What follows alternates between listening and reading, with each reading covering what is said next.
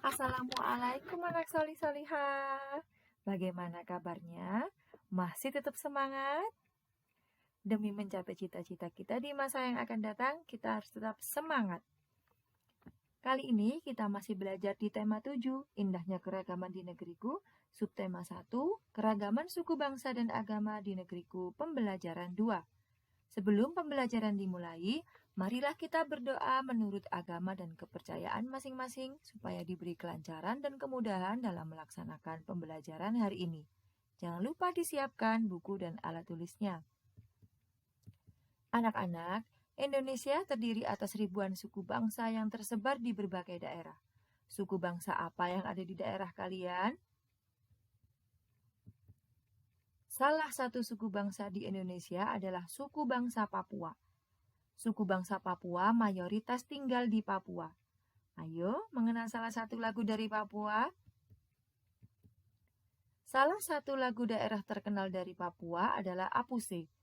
Lagu ini menceritakan kisah perpisahan seseorang dengan kakek dan neneknya. Si cucu akan merantau ke negeri seberang. Perhatikan notasi lagu Apuse berikut ini dan dengarkan, kita akan menyanyi bersama-sama ya. Berikut ini adalah lagu Apuse yang berasal dari Papua.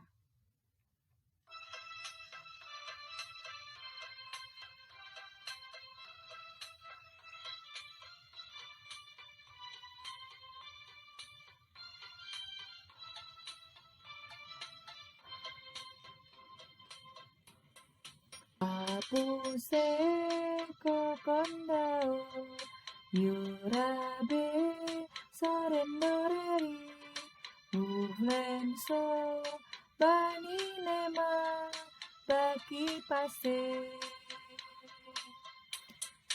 apuse kokondao yurabe sorendoreri uhlenso bani nema baki pase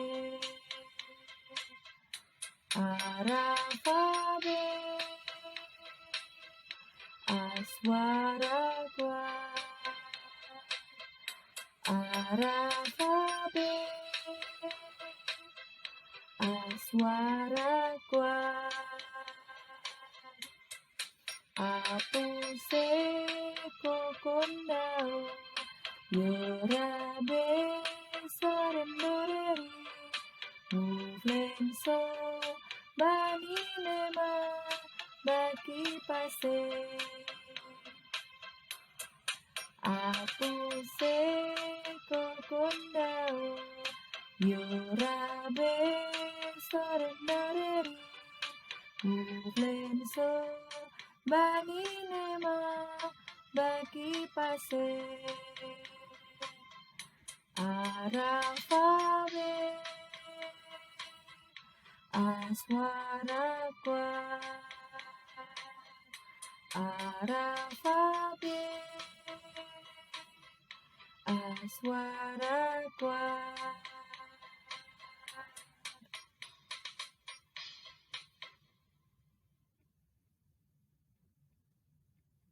Nah, anak-anak, baru saja kita menyanyikan lagu Apuse. Pada bagian lagu yang dinyanyikan dengan nada tinggi, ditandai dengan adanya tanda titik di atas notasi. Seperti pada lagu Apuse, yang ada tanda titik di atas notasi itu berarti nadanya tinggi. Seperti ini. Puse kokondao rabe sorendoreri so bani nema baki pase rafabe rakwar rafabe rakwar. Begitu ya anak-anak. Bagian lagu yang dinyanyikan dengan nada rendah ditandai dengan adanya titik di bawah notasi. Tetapi pada lagu Apuse tidak ada bagian lagu yang dinyanyikan dengan lagu rendah. Adanya dinyanyikan lagu tinggi dan nada sedang. Maaf, nada tinggi dan nada sedang. Nada sedang itu adalah bagian lagu yang tidak ada titik di bawah ataupun di atas notasi. Sekarang kita akan membahas yang namanya garis melodi. Apa itu garis melodi? Garis melodi adalah garis yang mengidentifikasi atau mengindikasikan nada lagu atau garis yang terdapat pada sebuah komposisi musik yang dapat diidentifikasi berdasarkan gerakan melodinya dan diperlihatkan melalui grafik garis. Contohnya seperti ini. Ini di lagu Apuse. Apuse kokondau. Nah, jadi gini. A, pu naik, se naik, ko turun, kon naik, da turun, o semakin turun. Seperti itu dalam membuat garis melodi. Sekarang tugasnya, silahkan kalian nyanyikan lagu daerah yang berjudul Apuse tadi dengan nada yang tepat dan tanpa melihat teks ya. Tanpa melihat teks, jadi harus dihafalkan. Silakan kalian kerjakan, kalian nyanyikan dengan baik, kirim videonya ke Bu Lulu. Mari kita lanjut ke pembahasan berikutnya. Siti, Edo, Dayu, dan teman-temannya menyanyikan lagu Apuse sambil menggerakkan kaki dan tangan. Mereka melangkah ke kanan dan ke kiri, ke depan lalu ke belakang sambil menggerakkan tangan. Gerakan mereka melibatkan otot kaki dan tangan. Nah, anak-anak, gaya dan tenaga mempunyai arti yang berbeda, namun keduanya saling berhubungan. Gaya tidak dapat dilihat, tapi pengaruhnya bisa dirasakan. Sedangkan tenaga adalah sesuatu yang menghasilkan gaya. Untuk melakukan sebuah gaya, diperlukan tenaga. Semakin besar gaya yang hendak dilakukan, maka semakin besar pula tenaga yang harus dikeluarkan. Kegiatan Edo, Siti, dan teman-temannya tadi adalah melakukan gerakan melangkahkan kaki, itu juga termasuk gaya otot. Karena melangkahkan kaki menyebabkan tubuh berpindah tempat. Sekarang perhatikan, memindahkan buku ke teman yang lain. Aktivitas bertukar buku atau memindahkan buku dari teman yang satu ke teman yang lainnya juga merupakan salah satu contoh pemanfaatan gaya otot. Dengan memanfaatkan gaya otot, kita dapat menimbulkan atau kita dapat memindahkan benda-benda ringan dengan mudah. Gaya otot sangat bermanfaat dalam kehidupan sehari-hari. Gaya otot sendiri adalah gaya yang berupa tarikan atau dorongan terhadap suatu benda yang ditimbulkan atau dihasilkan oleh otot manusia atau hewan. Selain memindahkan buku, ada beberapa contoh berikut ini. Menendang bola, kemudian membawa air dalam ember, tarik tambang, dan juga mendorong meja. Itu semua contoh-contoh gaya otot. Sekarang tugasnya, tuliskan contoh-contoh pemanfaatan gaya otot dalam kehidupan sehari-hari. Tuliskan dalam bentuk tabel seperti berikut ini. Nah, di sini ada nomor 1, contohnya manfaat memindahkan benda. Contoh kegiatannya, sapi menarik pedati. Kemudian apalagi? Kuda menarik bendi. Nah, seperti itu. Nomor 2, nomor 3, nomor 4, nomor 5, silakan kalian cari contoh kegiatannya. Silakan diisi masing-masing, diisi 2. Contoh kegiatan.